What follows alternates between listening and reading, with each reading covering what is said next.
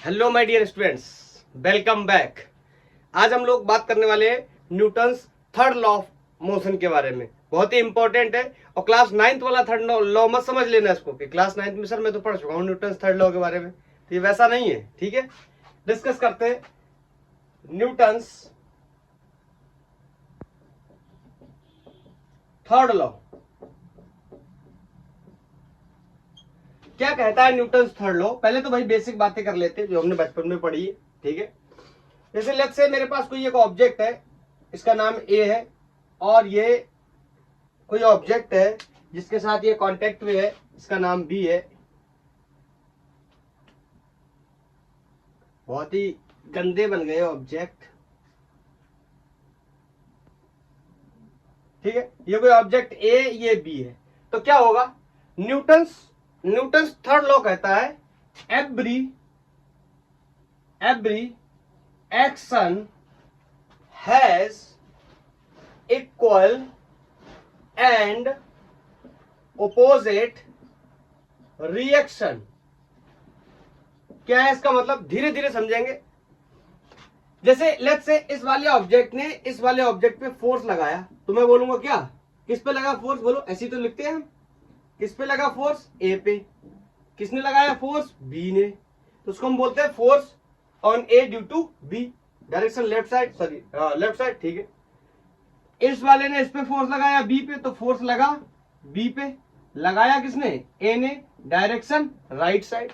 बोलो बोलो बोलो। और न्यूटन्स लॉ ऑफ मोशन कहता है every action has equal and opposite reaction.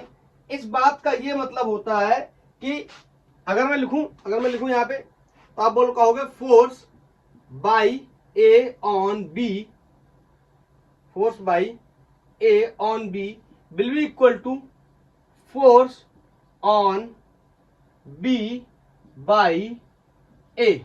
It means force A B will be equal to force B A, एक difference के साथ कि डायरेक्शन दोनों का क्या है? अपोजिट है। देखो, इस साइड ये राइट साइड काम कर रहा है, ये राइट साइड काम कर रहा है, ये लेफ्ट साइड काम कर रहा है। ठीक है, ये लेफ्ट साइड काम कर रहा है, तो मतलब दो फोर्सेस हैं। ध्यान से सुनना, दो फोर्सेस हैं। इसको ऐसे भी लिख सकता हूं कि अगर मैग्नीट्यूड वाइज लिखना हो, लेट्स से ऐसे, तो बोलो ऐसे भी लिख सकता हूं कि force on A due to B या modulus of force on A due to B will be equal to modulus of force या magnitude of force on the B by the A. मतलब दोनों फोर्सेस के magnitude क्या है? Same. Direction क्या है? Opposite. बोलो, क्लियर है? तो ये ध्यान रखने वाली बात है, दोनों फोर्सेस के मैग्नीट्यूड क्या होने चाहिए? न्यूटन्स थर्ड लॉ के अकॉर्डिंग सेम होने चाहिए। दोनों के डायरेक्शन कैसे होने चाहिए? अपोजिट होने चाहिए। तभी हम कह सकते हैं every action has equal and opposite reaction. इस बात का मतलब आगे चल के और भी कुछ बताऊंगा। बोलो, ये इतनी छोटी छोटी बातें क्लियर है? क्लियर है? आगे कुछ बताऊं?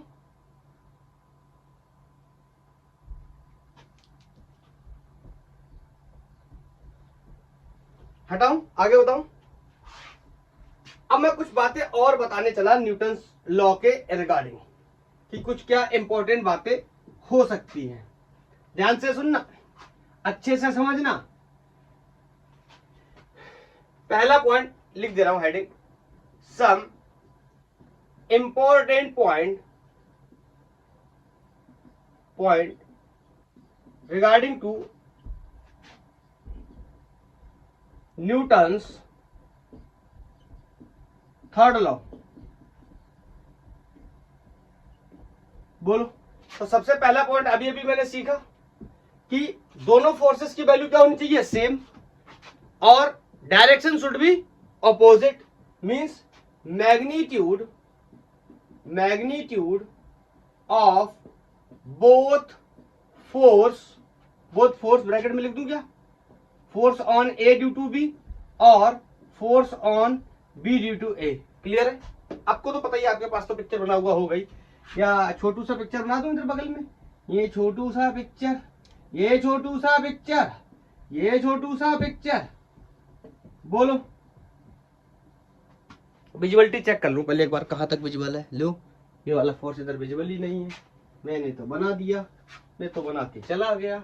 हेडिंग हटा देता हूं, सबसे बेस्ट यही रहेगा, और यहाँ पे बना देता हूं, ये ए है और ये बी है। बोलो, इसने इस पे फोर्स लगाया, force on A due to B direction left side, force on B due to A direction left side. अब सुनना, magnitude of both force should be always equal and direction should be opposite always, मतलब अगर Newton's law या Newton's third law की हम बात कर रहे हैं तो हमें ये ध्यान रखना होगा, ये जो दोनों फोर्सेस हैं इनके मैग्नीट्यूड जो है सेम होने चाहिए और इनका डायरेक्शन क्या होना चाहिए, हमेशा अपोजिट होना चाहिए। क्लियर? नेक्स्ट, न्यूटन्स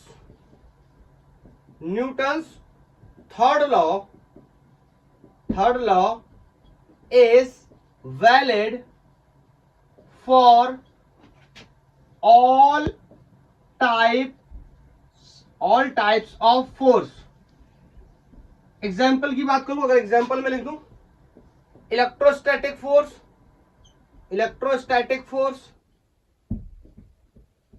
मैग्नेटिक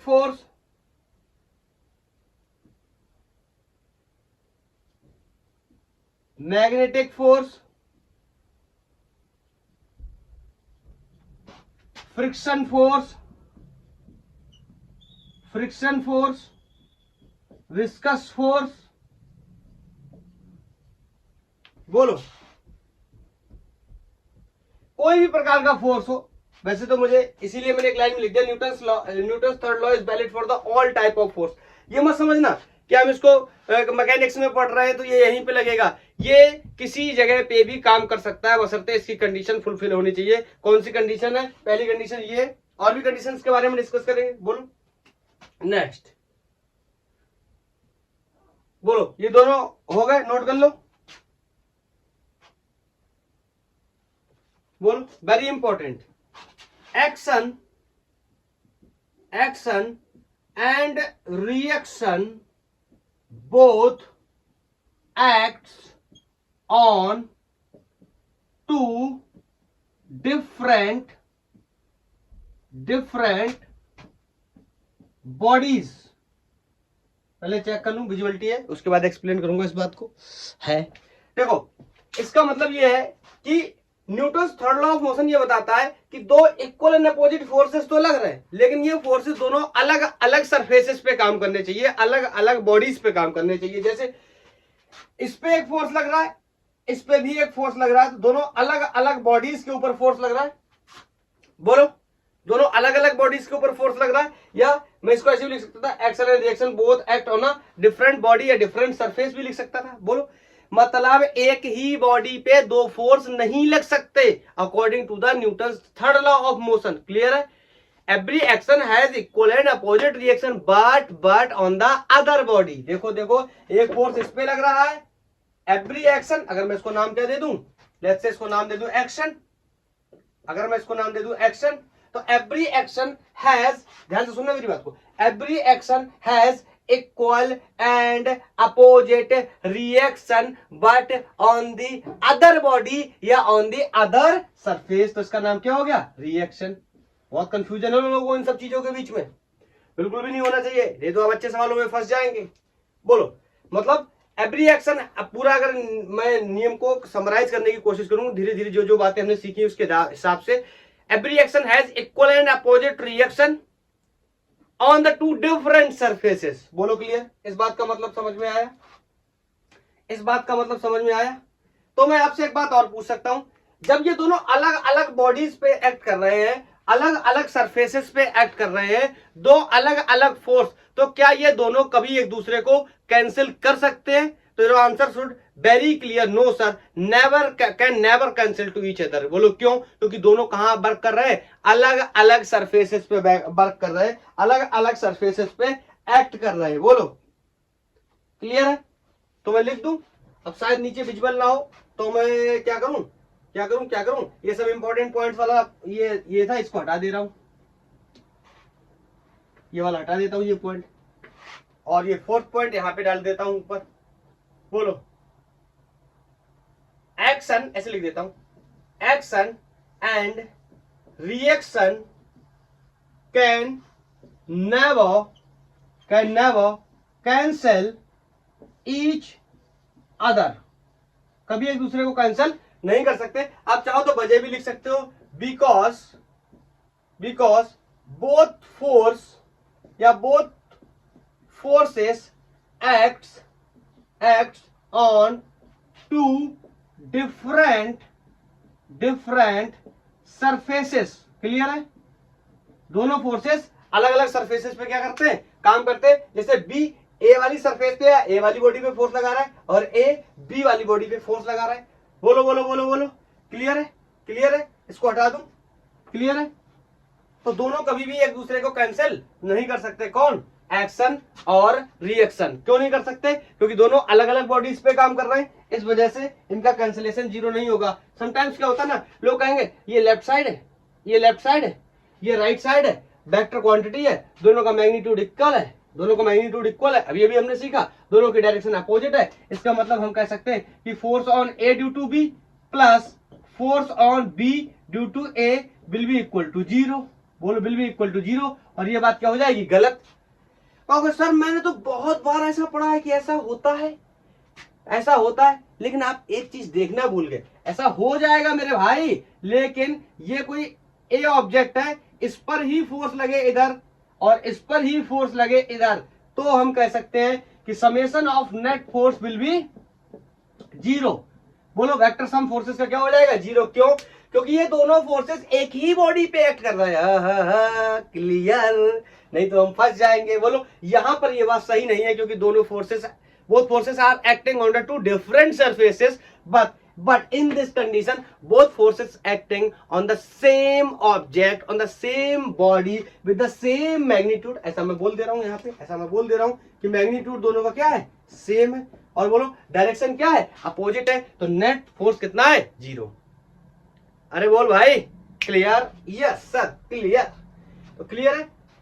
इसमें बच्चों को बहुत भ्रम रहता है स्टूडेंट्स को कि दोनों फोर्सेस एक दूसरे को कैंसिल क्यों नहीं करते, रिजल्ट जीरो क्यों नहीं होता। जब भी मैं पढ़ाता था ऑफलाइन में तो वहां पे देखता था तो बहुत सारे लोग मेरे से बार बार ये सवाल पूछते थे, तो मैंने उनको एक लाइन में स्पष्टीकरण दिया, एक्सप्लेनेशन दिया कि कैसे हम इस बात को क्लियर करके समझ सकते हैं। बोलो क्लियर है? नेक्स्ट बोलो, आपसे मैं पूछूं क्या एक फोर्स पॉसिबल है? बोलो बोलो बोलो। मैं ऐसे लिख दूं अगर कि forces always occurs in pairs।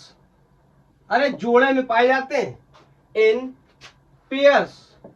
Forces के क्या होते हैं? जोड़े होते हैं, जोड़े। अरे सर ये क्या है? मतलब no action can occur without reaction. एक ही बात है दोनों, इसका एक्सप्लेनेशन है ये। मतलब फोर्सेस हमेशा कहां पाए जाते हैं? Forces always occurs in pairs, जोड़े में पाए जाते हैं न्यूटन थर्ड लॉ के अकॉर्डिंग। और no action can occur without the reaction. एक ही बात है। मतलब एक्शन क्या है? एक फोर्स है, रिएक्शन क्या है? दूसरा फोर्स है। इसका मतलब अगर एक्शन एग्जिस्ट नहीं कर सकता तो रिएक्शन भी एग्जिस्ट नहीं कर सकता। बोलो क्लियर है? क्लियर है? दोनों फोर्सेस अलग अलग बॉडीज पे एक्ट करते हैं, दोनों के मैग्नीट्यूड सेम होते हैं, दोनों के डायरेक्शन अपोजिट होते हैं, दोनों एक दूसरे को कैंसिल नहीं कर सकते हैं, और कभी भी एक फोर्स एग्जिस्ट नहीं कर सकता। हमेशा फोर्स का क्या पाया जाएगा? पेयर्स पाया जाएगा, जोड़ा पाया जाएगा, according to the Newton's third law of motion. बोलो तो ये इस it is all about the Newton's third law of motion. इसके कुछ एप्लीकेशंस देखते हैं, इसको समझने की कोशिश करते हैं। इसके कुछ एप्लीकेशन देखें उससे पहले मैं आपको दो थोड़ा सा एक छोटा सा क्लासिफिकेशन देना चाहता हूं फोर्स का। तो मैं अगर बोलूं कि फोर्स के कितने टाइप होते हैं, या बोलूं टाइप ऑफ फोर्सेस की मैं अगर बात करूं, तो आपने हो सकता है पढ़ा भी हो या थोड़ा बहुत आप जानते भी हो, या अच्छे से पढ़ा होगा तो पूरा आपको आता होगा। Type of forces, type of forces, दो प्रकार के फोर्स होते हैं, कॉन्टैक्ट फोर्सेस या contacted force, contact force, contact force और non contact force, non contact force. मतलब फोर्स तब लगे जब दो ऑब्जेक्ट कहां है, कांटेक्ट में है, और फोर्स तब लगे जब दो ऑब्जेक्ट कहां है, सेपरेशन पे है। बोलो कांटेक्ट में नहीं, अरे बहुत सिंपल है ना इसका मतलब। तो बताओ कॉन्टेक्टेड नॉन कॉन्टेक्टेड फोर्स अगर मैं समझने की कोशिश करूं, सबसे पहला एग्जांपल आता है मेरे दिमाग में, gravitational force, gravitational force, gravitational force. इसका एक्सप्लेनेशन, ये एक मास m1 है, ये मास एक कोई m2 है, ये कोई r दूरी पे रखे हैं, और फोर्स की value g m1 m2 upon r square. कोई ये मत कहते ना मुझे ये नहीं पता, क्लास 9th में इतना तो पढ़ के आए ही हो, क्लास 9th में इतना तो पढ़ के आए ही होगे, बाकी 11th में सीखेंगे। ऐसे और भी एग्जांपल हो सकता है इसका, किसका, नॉन कॉन्टैक्टेड फोर्स का, जैसे Coulombic force, Coulombic force, Coulombic force, या हम इसी को इलेक्ट्रोस्टैटिक फोर्स के नाम से भी जानते हैं। जैसे एक चार्ज Q1 है, ये एक चार्ज Q2 है, बिल्कुल सिमिलर होगा इसकी तरह, डिस्टेंस r दोनों के बीच में, तो यहाँ पे जो वैल्यू हो जाएगी F विल बी, G की जगह कितना आ जाएगा K। ये क्या यूनिवर्सल ग्रेविटेशनल कांस्टेंट या कोई प्रोपोर्शनलिटी कांस्टेंट है। यहाँ m1 m2 की जगह, m1 m2 की जगह Q1 Q2 upon r square, r square again the distance between the two masses. बोलो या distance between two charges Q1 and Q2। मैं चेक कर लूंगा विजिबल है, यही तो प्रॉब्लम है। तो अरे इधर लिख दे रहा हूं इसका दूसरा एग्जांपल। ऐसे कूलम्बिक फोर्स हो गया, मैग्नेटिक फोर्स भी हो जाएगा। बोलो जो जब फोर्स लगे दो ऑब्जेक्ट पे और वो दोनों ऑब्जेक्ट कांटेक्ट में ना हो, और कांटेक्ट में है, बोलो कांटेक्ट में है तो कैसा फोर्स होगा, कांटेक्टेड फोर्स होगा। इसके तो तमाम एग्जांपल हो सकते हैं। बोलो सबसे पहला या बेस्ट एग्जांपल हम फ्रिक्शन को समझ सकते हैं।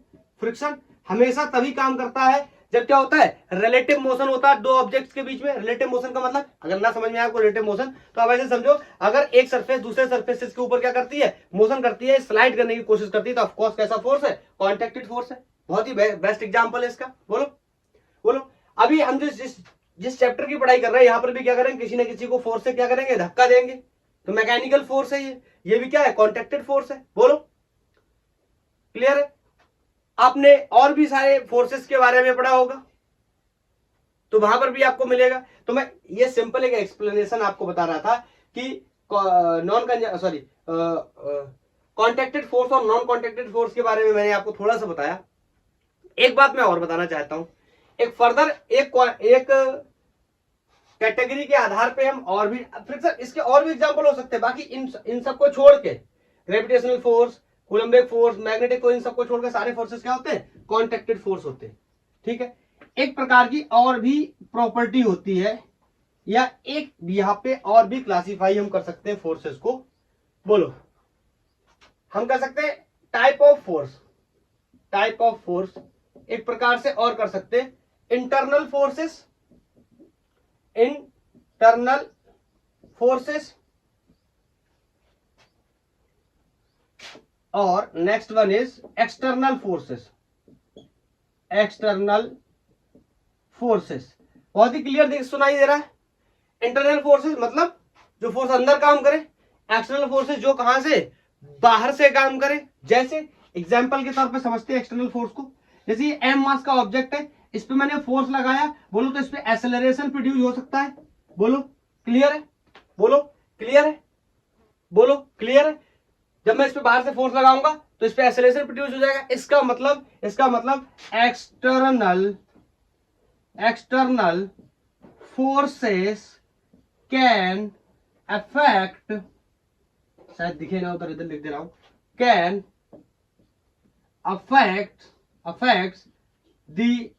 affects the motion of the object। अरे इतना तो आपको पता है, फोर्स लगेगा, एक्सेलरेशन आएगा, एक्सेलरेशन आएगा तो चेंज इन वेलोसिटी होगी। चेंज इन वेलोसिटी या वेलोसिटी इसका मतलब कुछ मूव करके जाएगा, मतलब कुछ डिस्टेंस या डिस्प्लेसमेंट कवर करेगा। ऐसा करने में कुछ टाइम भी लगेगा। हो सकता है मोमेंटम कंजर्व हो सकता है मोमेंटम कंजर्व ना हो। अरे ये सब क्या है सर, आगे चलकर डिस्कस करेंगे मोमेंटम कंजर्वेशन के बारे में। बोलो, इसका मतलब एक्सटर्नल फोर्सेस ऐसे फोर्सेस होते हैं जो किसी भी ऑब्जेक्ट के मोशन को डिस्टर्ब करते हैं या मोशन को चेंज करते हैं, मतलब मोशन के अंदर जो पैरामीटर्स होते हैं उनको क्या करते हैं, चेंज करते हैं। और इंटरनल फोर्सेस जस्ट रिवर्स। बोलो, दे कैन नॉट चेंज, या दे कैन नॉट, चेंज की जगह अफेक्ट लिखूं, दे कैन नॉट, या पूरा ही लिखता हूं, internal forces, internal forces can not affect, cannot affect the motion of an object, motion of an object, किसी ऑब्जेक्ट के मोशन को क्या करते हैं, अफेक्ट नहीं कर सकते। कौन, इंटरनल फोर्सेस। इसके तो बहुत सारे एग्जांपल है, तमाम सारे एग्जांपल सब इसी के, समझ रहे हो ना।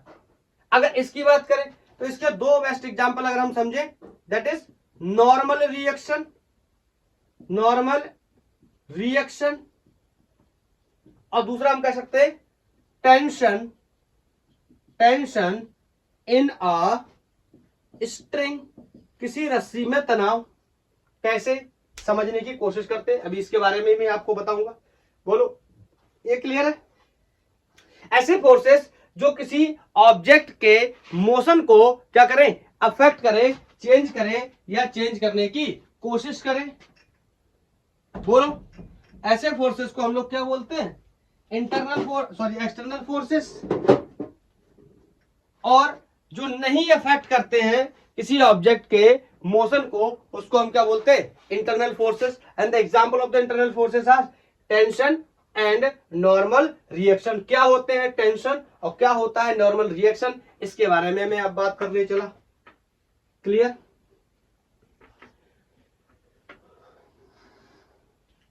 और इसी के साथ साथ अब मैं हेडिंग लगा ले रहा हूं, application, application, application of Newton's, Newton's third law of motion. अरे यही तो बताना था, तभी तो बताना था ये सब। Sir you are very clever. अपने स्टूडेंट्स को समझाने के लिए ऐसा करना पड़ता है, हर व्यक्ति की बात समझ में आए तभी अच्छा लगता है पढ़ाते हुए और काम करते हुए। बोलो, क्लियर है। जैसे अब समझते हैं, इसके लिए बहुत ही सिंपल तरीके से अगर मैं समझूं, लेट्स से मेरे पास ये एक टेबल है, ठीक है, मेरे पास एक टेबल है और इस टेबल पे एक ब्लॉक रखा है कोई, ठीक है, एक टेबल पे क्या रखा है, ब्लॉक रखा है। बताओ, अगर ये ब्लॉक इस टेबल पे रखा है तो इस बात को समझने की कोशिश करते हैं। आपको पता है ग्रेविटी हमेशा किसी चीज को भी, किसी भी ऑब्जेक्ट को हमेशा अट्रैक्ट करता है। बोलो, नीचे की तरफ।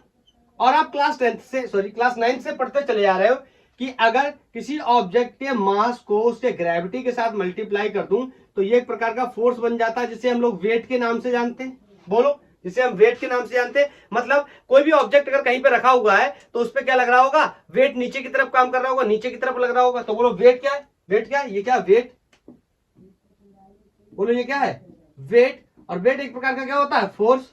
बोलो, फोर्स होता है। तो आपको पता है forces always exist in pair. अभी अभी सीख के आई ये बात न्यूटन थर्ड लॉ के अकॉर्डिंग। अगर फोर्सेस पेयर्स में एग्जिस्ट करते हैं तो ये तो सिंगल फोर्स है, इसका मतलब यहां पर कोई ना कोई एक फोर्स क्या होगा, और होगा। तो बताओ, ये क्या ये ब्लॉक मूव कर रहा है, नहीं कर रहा है। क्या ये ब्लॉक ऊपर या नीचे गिर रहा है, नहीं गिर रहा है। इसका मतलब इस पे नीचे की तरफ क्या लग रहा है, फोर्स लग रहा है। मैं भी थोड़ा सा और बताऊंगा इसके बारे में। नीचे की तरफ फोर्स लग रहा है तो ये क्या करेगा, ये टेबल, ये नीचे गिरना चाहता है तो टेबल इसको क्या करता है, बचाना चाहता है, ऊपर की तरफ धक्का दे रहा होगा। और ऊपर की तरफ जो धक्का दे रहा है जिस फोर्स से, that is called normal, normal reaction. Clear है। नॉर्मल रिएक्शन जो मैं बोल रहा था ना, इसको थोड़ा सा अलग तरीके से समझते हैं। इसको मैं अलग अलग कर दूं, ये ब्लॉक एम है और टेबल को थोड़ा सा नीचे कर दूं ना, थोड़ा सा गैप बनाता हूं आपको समझाने के लिए, कुछ कोई बात एक इंपॉर्टेंट चीज है उसको बताने के लिए। तो ये बताओ, मैंने दोनों को सेपरेट कर लिया। अब समझना क्या हो रहा है कि ये ब्लॉक इस टेबल पे नीचे की तरफ फोर्स लगा रहा है, नीचे की तरफ फोर्स लगा रहा है, बोलो नीचे की तरफ फोर्स लगा रहा है, एंड दैट इज वेट। तो क्या करेगा ये टेबल अपने बचाव के लिए, अपने आप को सेफ फील करने के लिए इस ब्लॉक पर ऊपर की तरफ एक फोर्स लगाएगा, that is called normal reaction.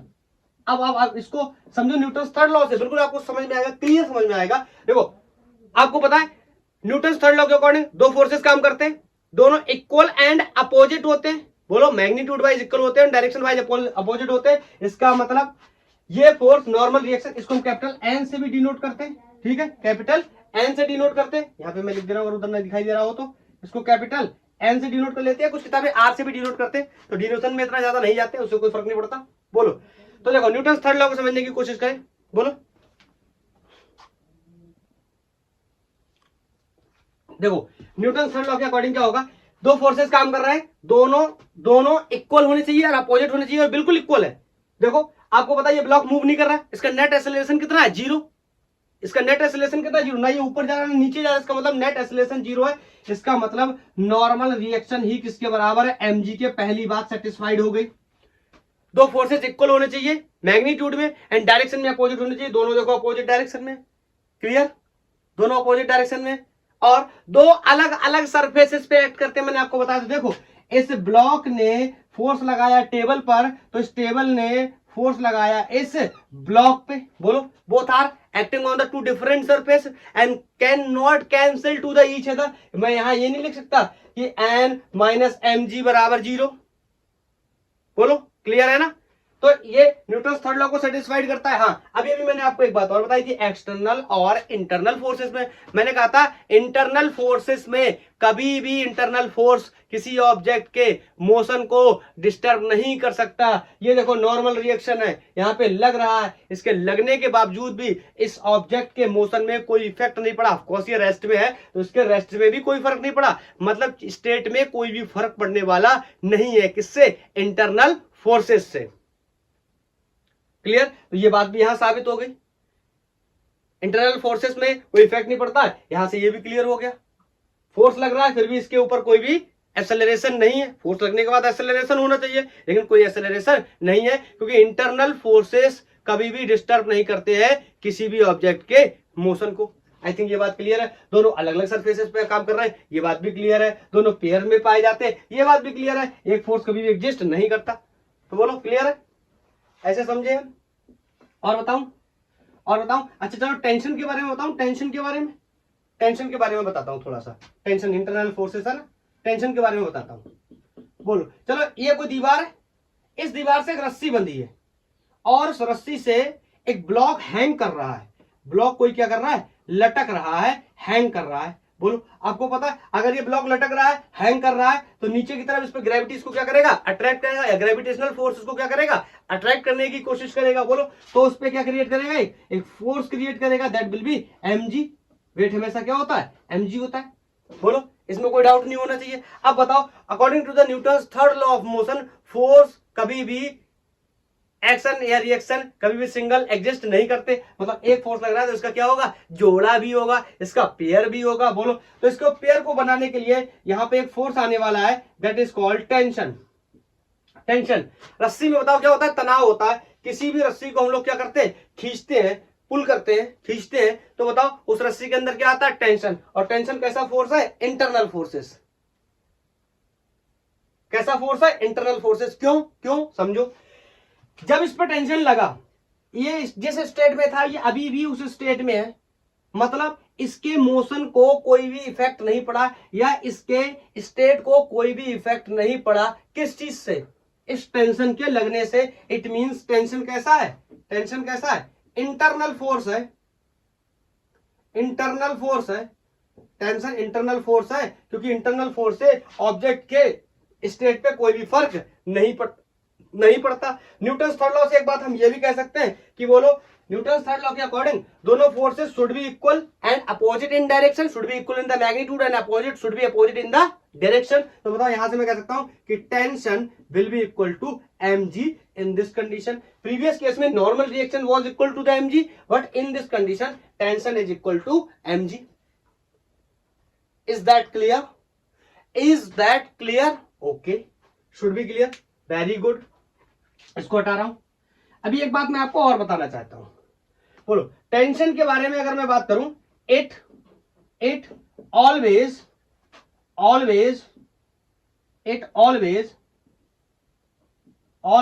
acts away from the body,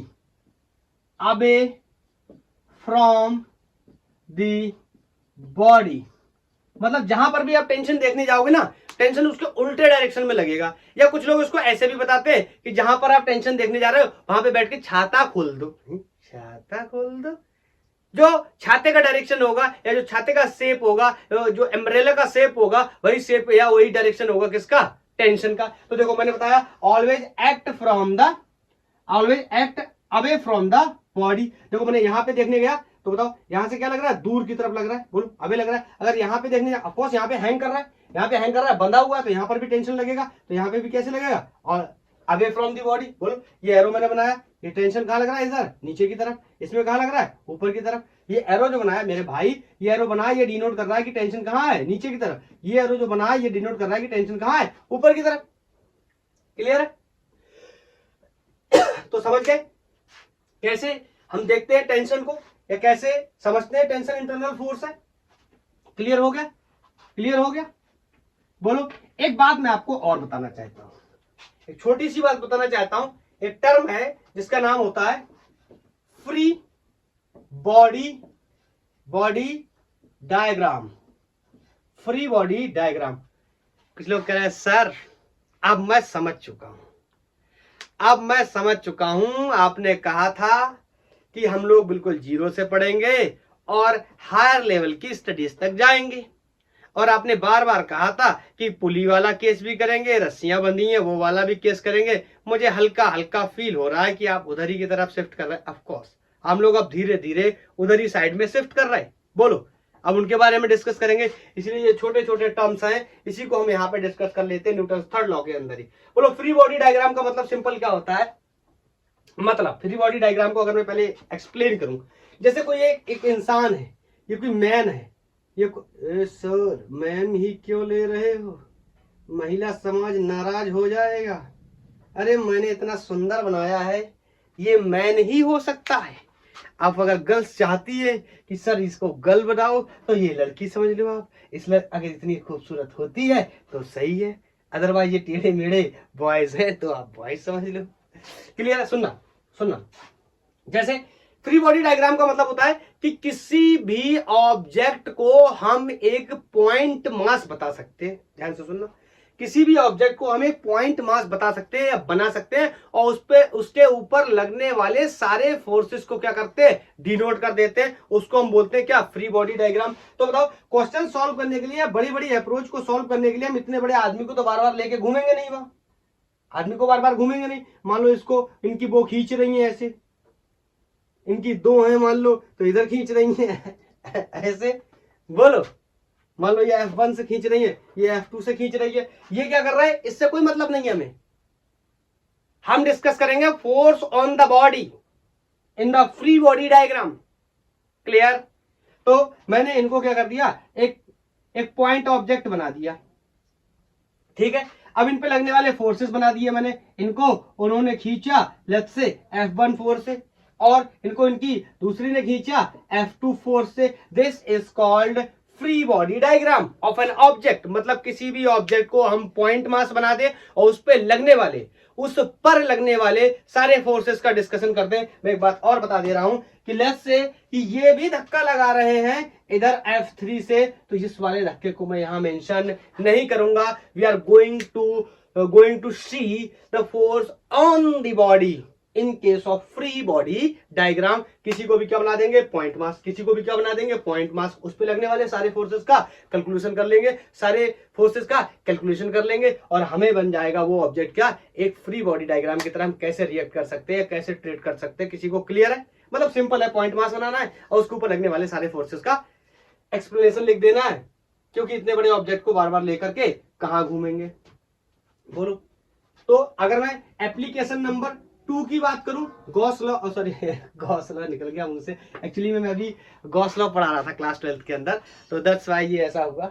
ऐसा होता ना, क्या होता है, मिक्स हो जाता है। क्या होता है कि जैसे मैं ये लेक्चर लेके हटूंगा, इस लेक्चर को कंप्लीट करने के बाद मैं जस्ट इमीडिएटली जाके क्लास 12th का एक लेक्चर कंप्लीट करूंगा, फिर उसको कंप्लीट करने के बाद जस्ट मैं क्लास 11th का एक लेक्चर कंप्लीट करूंगा। तो 11th 12th साथ में कंप्लीट करता चला जा रहा हूँ, एक एक लेक्चर दोनों को एक एक दो लेक्चर कर लेता हूँ, डाल देता हूँ डेली, ठीक है ना। तो कभी कभार इस वजह से इस कमरे के अंदर बंद और कोई है नहीं, यहाँ कैमरा है, बस मैं बोलता जा रहा हूँ, मैं बोलता जा रहा हूँ, कहीं 11th क्लियर कर रहा हूँ, कहीं 12th क्लियर कर रहा हूँ, कहीं नीट के क्वेश्चन कर रहा हूँ, कहीं IIT JEE मेन का कर रहा हूँ, कहीं एडवांस कर रहा हूँ, कहीं कुछ कर रहा हूँ, इसमें करता ही चला जा रहा हूँ। तो समटाइम्स ये ऐसा हो जाता है। क्लियर। जैसे मैं आपसे बोलूँ, जैसे मान लो ये किसी का, इतना सुंदर पैर, ओ माय गॉड, ये तो सर ये तो स्टिक लग रहा है, स्टिक। ये पैर है, पैर, ये पैर है, ये इतना सुंदर किसका पैर है, ये उनका पैर है, उन्हीं का है, ठीक है, ये पैर है। बस मैं इससे ज्यादा और ड्राइंग नहीं कर पाऊंगा। आपको पता है मैंने ड्राइंग की क्लास कैसे बंक्स की हुई है, ठीक है। तो ये देखो, सुनो क्या होगा, ये ग्राउंड है, लेट्स से ये क्या है, ग्राउंड, ये ग्राउंड है। और मैं इस बात को बताने के लिए आया हूं, अभी अभी हमने जो देखा था ना कि बुक टेबल पे रखी थी, तो बुक ने सिंपली स्ट्रेट नीचे की तरफ फोर्स लगाया था, वेट उस पर नॉर्मल रिएक्शन ऊपर की तरफ लगाया था, बंडी में था, स्पेशली इन बाई में था। बोलो, अब अगर नॉर्मल रिएक्शन 2D में होगा तो आपको पता उसके हमें बनाने पड़ेंगे क्या, कंपोनेंट। तो बताओ, अब ये बात मैं कैमरे में तो आपको दिखा नहीं सकता, ये किसी का पैर है, उसका ये पंजा आया गया, ये इस तरीके से फोर्स लगा रहा है, बताओ इस तरीके से फोर्स लगा रहा है, तो क्या होगा बोलो, ये इस तरीके से इधर इधर फोर्स लगेगा, मैंने दिया एक्शन, बोलो बोलो बोलो, तो ग्राउंड देगा रिएक्शन, और ग्राउंड के रिएक्शन को मैं क्या बोलता हूं, नॉर्मल रिएक्शन, कैपिटल एन से क्या करता हूं, डिनोट करता हूं। बोलो बोलो, अब यहाँ इसको यहाँ समझते इस तरीके से, ज्यादा तो मैं अभी इतना अच्छा फोटो बना के एक्सप्लेन करना बहुत मुश्किल है मेरे लिए, कि ड्राइंग मेरी बहुत ही बेकार है। तो ये मान लो इस तरीके से लगा क्या, नॉर्मल रिएक्शन, यहां से कोई ना कोई बना रहा होगा क्या, एंगल। बोलो, नॉर्मल रिएक्शन क्या है, एक टाइप का फोर्स है। बोलो, अब ये 2D में लग रहा है, अभी तक देखो सिंपली ये जब एक टेबल के ऊपर रखा था बुक, जब ये टेबल पे रखा था तो नीचे वेट और ऊपर नॉर्मल रिएक्शन, तो सिंपली मैंने बोल दिया था N will equal to mg, पर हर केस में क्या एन mg के बराबर होगा, not of course not of course. बोल क्लियर। तो यहाँ पे मुझे बनाने पड़ेंगे क्या, कंपोनेंट। और आपको ये बात मैं क्लियर कर दे रहा हूं कि ये जो वेट होता है ना, ये हमेशा नीचे की तरफ ही एक्ट करता है, परपेंडिकुलर डायरेक्शन, बिल्कुल एकदम सटीक नीचे की तरफ। बोलो, कोई दिक्कत तो नहीं, एकदम नीचे की तरफ एक्ट करता है। तो इस कंडीशन में मैं आपसे पूछूं नॉर्मल रिएक्शन की वैल्यू क्या होने वाली है, तो आप कहोगे सर ये तो 2D में है, और 2D में मुझे पता क्या करना है, यहां से एंगल बन रहा है। बोलो, तो ये वाला कंपोनेंट एक्स डायरेक्शन में आएगा, तो एक्स डायरेक्शन वाले कंपोनेंट को मैं क्या लिख सकता हूं, एन का कॉस थीटा, इसका कॉस थीटा। बोलो क्लियर है। और इस कंपोनेंट का क्या बनाऊंगा, परपेंडिकुलर कंपोनेंट, तो ये क्या बन जाएगा, वाई डायरेक्शन में आ जाएगा, तो ये क्या हो जाएगा, एन, जिसकी वैल्यू कितनी होगी, एन साइन थीटा। अब यार ये बात मैं बता चुका हूं, अगर आप ये नहीं जानते कि कंपोनेंट कैसे होते हैं अभी तक, तो ये बहुत बड़ा मसला है भैया। अब तो आपको पता होना चाहिए, क्योंकि हम लोग फोर्थ कॉन्सेप्ट में एंट्री कर चुके हैं, बल्कि काफी अच्छे खासे अंदर आ चुके हैं, और आप यहाँ पे अभी भी नहीं जानते कंपोनेंट कैसे हो, तो याद कर लो ये वाला एन कॉस थीटा और ये वाला एन साइन थीटा, लेकिन थीटा यहीं से होना चाहिए, तभी ये एन कॉस थीटा होगा। अगर थीटा यहाँ से होगा तो ये वाला एन कॉस थीटा हो जाएगा, इसीलिए मैं बोलता हूँ ये समझना बहुत जरूरी है। तो इस केस में अगर वेट नीचे की तरफ हैंग कर रहा होता, वेट नीचे होता, लेट्स से मान लो वेट ऐसे होता, वेट ऐसे होता, तो बोलो इस कंडीशन में मैं क्या कह देता, इस कंडीशन में मैं क्या कह देता कि एन किसको बैलेंस कर रहा है, सॉरी एमजी किसको बैलेंस कर रहा है, एन साइन थीटा को, लेकिन यहां पे मैं ऐसा बोलने वाला नहीं हूं। क्लियर। एक एग्जांपल मैं आपको और बताता हूं, हटाऊं इसको हटाऊं, एक एग्जांपल मैं बताता हूं। अगर मान लो कोई ऑब्जेक्ट है, कोई ब्लॉक है, ये एक इंक्लाइंड प्लेन पे रखा हुआ है, ये एक इंक्लाइंड प्लेन पे रखा हुआ है। इंक्लाइंड प्लेन तो जानते ही हो ना, जिसके पास क्या हो, इस तरीके से कुछ स्लोप हो, और यहां पर एक ऑब्जेक्ट रखा हुआ है, लेट्स से एम मास का ऑब्जेक्ट है। जैसे जैसे मैंने अभी आपको बताया कि इसका वेट हमेशा बिल्कुल स्ट्रेट इस तरीके से नीचे की तरफ लगेगा। बोलो, अगर यहां एंगल मान लू थीटा, तो बोलो, और आपको ये बात तो खैर पता होगी या नहीं पता होगी, तो मैं बता दे रहा हूं बोल के कि वेट हमेशा कहां काम करता है, सेंटर ऑफ ग्रेविटी पे। मतलब ऑब्जेक्ट का जहां पर क्या होता है, सेंटर ऑफ ग्रेविटी होता है, वेट वहीं पे काम करता है। तो वेट कहां काम करता है, यह कहां पर लगता है, सेंटर ऑफ ग्रेविटी पे। बोलो क्लियर। आज बहुत गड़बड़ हो गया मामला, पूरा इंक हाथ पे गिर गया सब। ये देखो, ये देखो क्या हुआ, ये देखो क्या हुआ, कपड़ा भी पता नहीं कहाँ चला गया, साफ करने वाला कपड़ा भी पता नहीं कहाँ चला गया। और ये बिल्कुल बहुत ही बुरी सिचुएशन हो गई है। ओहो, कपड़ा कहाँ चला गया, ये देखो जेब में रखा है और कपड़ा कहाँ चला गया, ये पूछ रहा हूँ। बोलो। तो अब मैं आपसे पूछूं कि बताओ इसमें नॉर्मल रिएक्शन कैसे एक्ट करेगा। आप कहोगे सर इसने नीचे इस देखो इस इंक्लाइंड प्लेन पे इस मास ने इस पे फोर्स लगाया नीचे की तरफ, तो ये उस पे ऊपर की तरफ एक फोर्स लगाएगा, that is called normal reaction. तो क्या मैं इस कंडीशन में नॉर्मल रिएक्शन को mg के बराबर लिख सकता हूं? ना ना ना, ये फोर्स कैसा है, ये अलग है, ये अलग है। देखो कैसे दिख रहा है, समझना मेरी बात को ध्यान से सुनना। अगर ये एंगल थीटा, इसको मैं ऐसे आगे बढ़ाऊं तो इस एंगल को मैं थीटा बोल सकता हूं कि नहीं बोल सकता? अरे यार आप ये मत बोलना। देखो अगर ये एंगल थीटा, तो यहाँ पे मैं कोई भी लाइन बनाऊं, ये हर बार में एंगल क्या बनने वाला है? थीटा बनने वाला है। ये हर बार में एंगल क्या बनने वाला है? थीटा। तो यहाँ पे मैंने इसको क्या बना लिया? थीटा। बोलो बोलो बोलो। अब ये नॉर्मल ये वेट है, यहां से एंगल थीटा, तो वेट के बनेंगे क्या? दो कंपोनेंट। बोलो बोलो, वेट के बनेंगे दो कंपोनेंट। यहां से बन रहा है एंगल, तो ये वाला कौन सा हो जाएगा? mg का cos थीटा। अभी अभी मैंने बनाया था n का cos थीटा, याद है। और इसका दूसरा कंपोनेंट क्या बनेगा? इसके परपेंडिकुलर। तो इसके परपेंडिकुलर वेट का इंपैक्ट देखो, वेट का इंपैक्ट कहां है? वेट का इंपैक्ट ऐसे है नीचे की तरफ, तो दूसरा परपेंडिकुलर कंपोनेंट कहां हो जाएगा? ये। अरे ये दोनों देखो एक दूसरे के क्या है? परपेंडिकुलर। बोलो समझ में आ रहा है? ये एक दूसरे के क्या परपेंडिकुलर दिए, क्या हो गया? mg का साइन थीटा। बोलो mg का साइन थीटा। क्लियर? अगर नहीं समझ में आया तो मैं यहां पे एक बार फिर से बता देता हूं। ये इस तरीके से था वेट, ये इस तरीके से था mg वेट, यहां एंगल बना थीटा। तो इसके दो कंपोनेंट बनाने, तो बताओ, एक तो ये यहां से थीटा बना, मैंने बताया वो वाला कौन सा ले लेते? cos theta. तो ये हो गया mg का cos थीटा। अब एक कंपोनेंट इसका क्या होगा? परपेंडिकुलर। ध्यान सुनना, इसका परपेंडिकुलर ये भी हो सकता है, इसका परपेंडिकुलर ये भी हो सकता है। मैं बहुत बार बता चुका हूं ये बात आपको, लेकिन इंपैक्ट देखो कहां है वेट का? इस तरीके से नीचे की तरफ। तो ये वाला कंपोनेंट तो होगा नहीं, ये वाला कंपोनेंट पॉसिबल होगा mg साइन थीटा। अगर आपको अभी भी नहीं समझ में आया तो आप जाके मेरे वेक्टर का लेक्चर देख सकते हो और आप वहां पे क्लियर समझ सकते हैं। बोलो ठीक है, तो समझ गए। अब बताओ, अगर मैं आपसे कहूं बैलेंस करने की बात करूं, कौन किसके बराबर है, तो बोलो आप कहोगे क्या? इस कंडीशन में मुझे दिख रहा है sir n is equal to mg cos theta.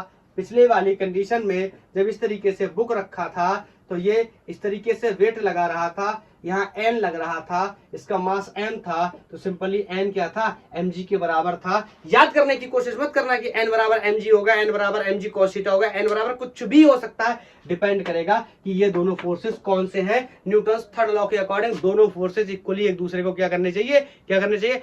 Opposite direction में होने चाहिए और मैग्नीट्यूड वाइज क्या होने चाहिए? सेम होने चाहिए। तो हम उनको क्या कर लेंगे? बैलेंस। ये फोर्स जस्ट ऊपर की तरफ लग रहा है, ये फोर्स जस्ट नीचे की तरफ लग रहा है। बोलो, और ये ब्लॉक कैसा है? ब्लॉक कैसा है? इक्विलिब्रियम में। इक्विलिब्रियम क्या होता है मैं आगे चल के आपको बता दूंगा। ये ब्लॉक किसमें?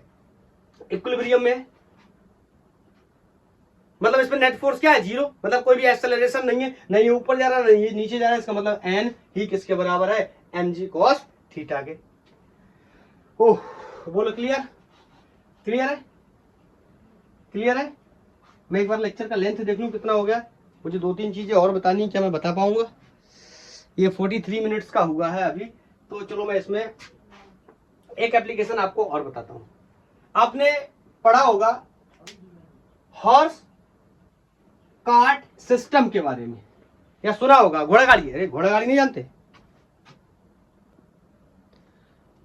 तो अगर हम बात करें, हम आपसे प्रश्न पूछें,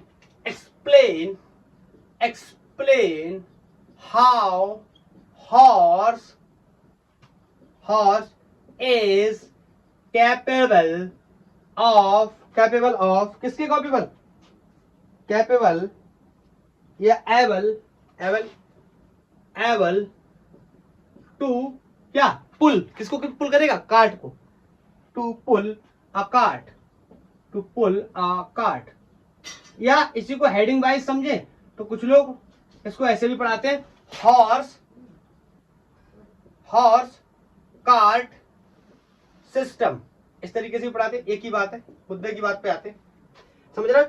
कह रहा है कि घोड़ा गाड़ी को कैसे खींच लेता है, हॉर्स किसी कार्ट को कैसे पुल कर लेता है। बोलो।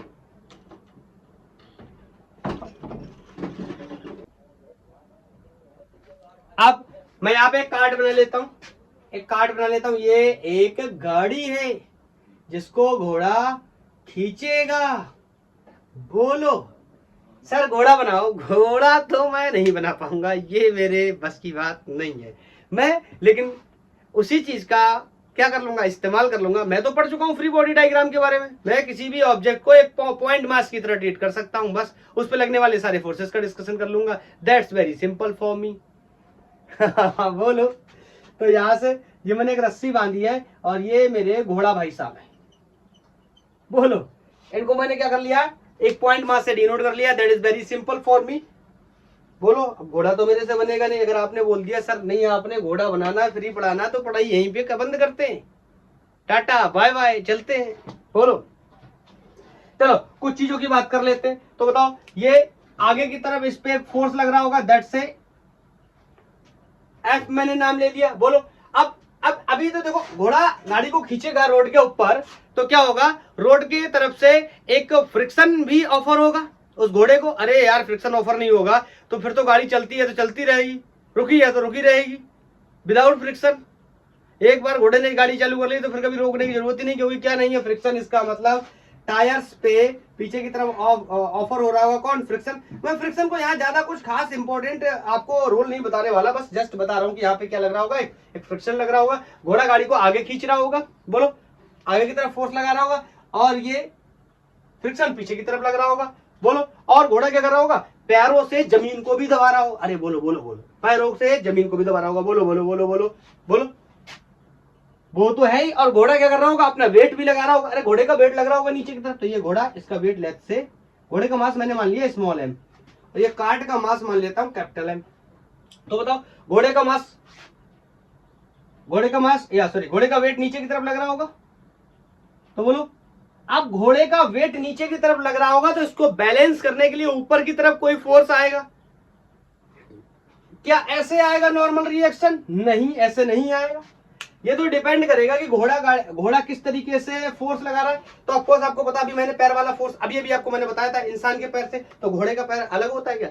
हाँ सर, घोड़े का पैर अलग होता है, इंसान का पैर अलग होता है। इंसान के पैर में 5 उंगलियां होती है। अरे भाई मैं उस पॉइंट पे बात नहीं कर रहा। घोड़ा भी ऐसे ही फोर्स लगाएगा जमीन पे, और इंसान भी अपने पैर से ऐसे ही फोर्स लगा रहा था। इसका मतलब ऐसे फोर्स लगाएगा कौन, इंसान, एक्शन देगा, तो इस एक्शन का क्या मिल जाएगा, रिएक्शन। बोलो मैंने नॉर्मल रिएक्शन इसका नाम दे दिया। ये यहां से कोई एंगल बना रहा होगा, बोलो बोलो बोलो बोलो, ये यहां से कोई क्या बना रहा होगा, एंगल, तो इसके 2 कंपोनेंट आ जाएंगे। बोलो बोलो बोलो, नॉर्मल रिएक्शन का एक्स डायरेक्शन में जो कंपोनेंट आएगा that will be N cos theta. अब ये भी सीख क्या है, और एक कंपोनेंट इसका क्या आएगा, परपेंडिकुलर ऊपर की तरफ वाई डायरेक्शन में, that will be N sine theta.